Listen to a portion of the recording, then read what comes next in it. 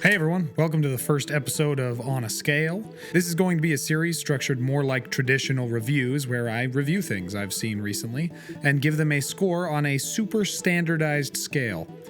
Simple enough, let's get into it. Today I'm going to talk about Nimona, a new Netflix original that takes place in a techno-medieval world that feels like CD Projekt Red accidentally mixed the hard drives for Cyberpunk and The Witcher. The general story is that this kingdom was plagued in some dark past by evil, so a knight in shining armor created a special forces team of nobility specifically to defend the world against monsters. Fast forward 1,000 years, and for the first time, a filthy commoner is up for knighthood to mixed reviews from the public. Some are pumped for representation, some are skeptical, some are mad, but everyone's watching.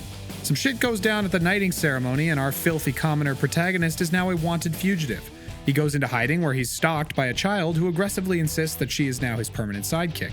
The two then set out on a delightful adventure to clear the disgraced knight's name, reclaim his lost love, and eliminate a deep government conspiracy. The first 5 minutes of the movie are a huge exposition dump, and honestly, it almost lost me for a moment.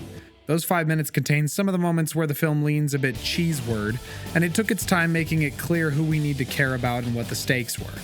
However, once some of the more major characters were being introduced, the dynamics between Ballister and Ambrosius were fleshed out, and the whole Queen assassination debacle happened, I was in.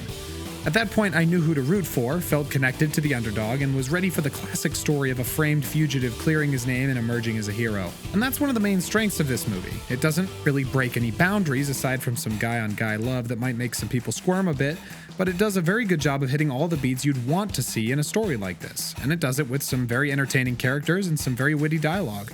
There's some great chemistry going on between Nimona and Bal, a classic example of pitting two characters with the same goal and opposite motivations together and forcing them to work it out. It creates some very fun situations and a rather heartwarming relationship that grows over the course of the 80-minute movie.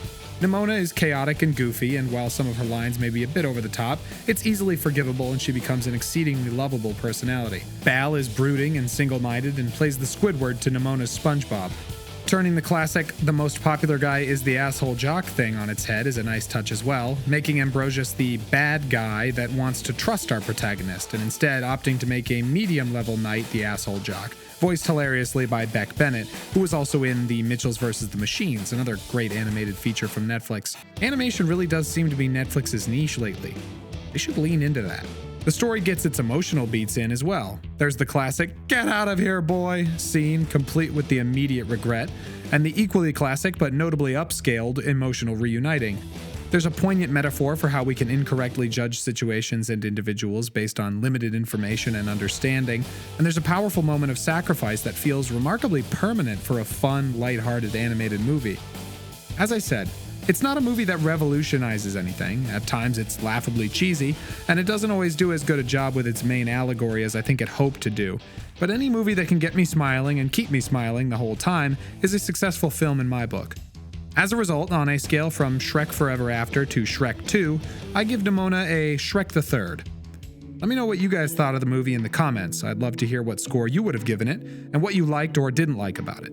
See you next time on a Scale.